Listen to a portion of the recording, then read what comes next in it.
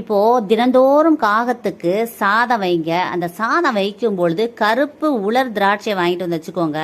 உங்களால் முடிஞ்ச அளவு ஒரு 5 ஒரு 7 இல்லைன்னா 9 அந்த சாதத்தோட கலந்து அந்த காகத்துக்கு அந்த சாதத்தை வச்சுட்டிங்கன்னு வச்சுக்கோங்களேன், உலர் திராட்சையை, உங்களுக்கு மிகப்பெரிய செல்வாக்கு கிடைக்கும். வாழ்க்கையில் பெரிய வளர்ச்சி, குடும்ப வளர்ச்சி ஏற்படும். முன்னோர்களுடைய ஆசீர்வாதம் கிடைக்கும்.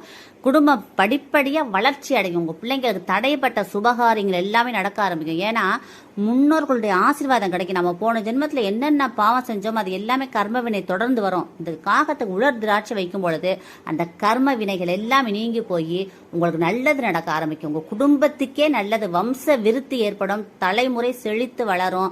2வது, உங்கள் ஜாதகத்தில் உயிர் போகக்கூடிய சூழ்நிலைகள் இருந்தா கூட இந்த காகத்துக்கு உலர் திராட்சை வைக்கும் பொழுது அது எல்லாமே தவிடுபடி ஆயிரும். உங்களுக்கு நல்ல நேரம் ஆரம்பிச்சிடும். காகத்துக்கு நீங்கள் சாதம் வைக்க நினைச்சிட்டாலே உங்களுக்கு நல்ல நேரம் ஆரம்பிச்சிருச்சுன்னு அர்த்தம். அதனால இந்த பதிவை கேட்டதுலேருந்து தினந்தோறும் காகத்துக்கு சாதம் வைங்க. உங்களால் முடிஞ்ச அளவு கருப்பு உலர் திராட்சையை வாங்கி கலந்து வைங்க. உங்கள் குடும்பம் சூப்பராக இருக்கும். இந்த பதிவை எல்லாருக்கும் ஷேர் பண்ணுங்கள், கமெண்ட் பண்ணுங்கள். எல்லாருமே நல்லா இருக்கணும் ஃப்ரெண்ட்ஸ். Thank you friends. வாழ்க வளமுடன். தேங்க்யூ.